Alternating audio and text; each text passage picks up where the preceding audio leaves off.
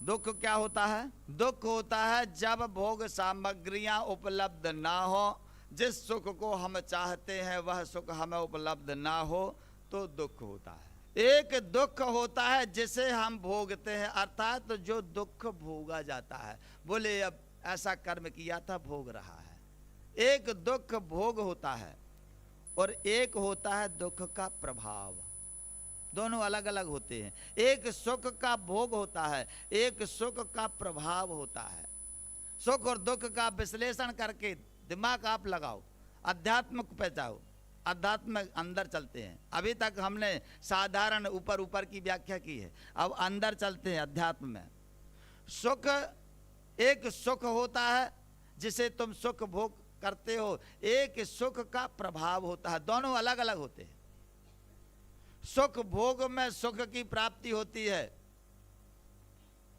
सुख के प्रभाव से अभिमान का अंकुरण निकलता है।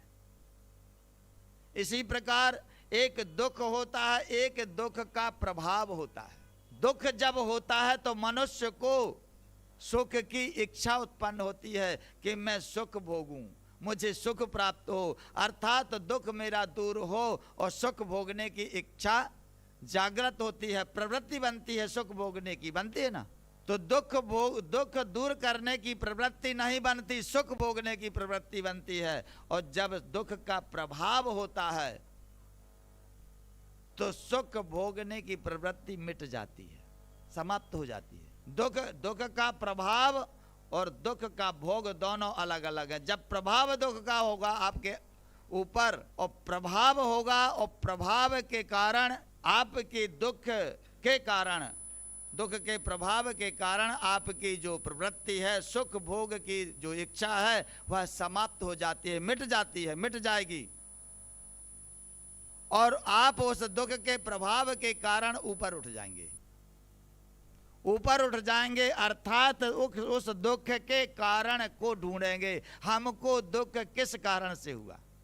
एक व्यापारी व्यापार करता है तो व्यापार में जब उसे हानि हो जाती है तो वह हानि को ढूंढता है। क्यों हमने 5 कुंटल दाल खरीद के लाई थी, बेची, इतना रुपया होना चाहिए थे, कहाँ घट क्यों गया, कहाँ हानि हो गई, उसको ढूंढता है, हिसाब लगाता है, अर्थात मिलाता है। कहीं भी डिफरेंस हो जाता है तो 4-4, 5-5 बार मिलाना पड़ता है रोकड़ बही खाते में।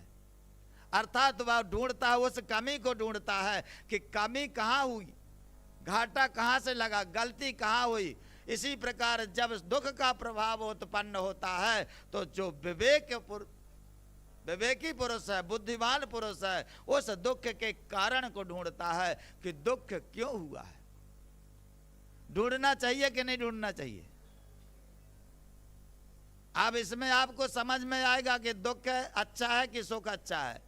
गौर से सुनना, गौर से समझ लेना, आपको कभी कष्ट नहीं होगा। इसको भर सिद्धांत को समझ लोगे, आप कहीं भी पराजित नहीं होगे। दुख का प्रभाव जब उत्पन्न होता है तो मनुष्य विवेक का सहारा लेकर के उस दुख के कारण को ढूंढता है कि इसका कारण क्या है, मुझे दुख क्यों हुआ।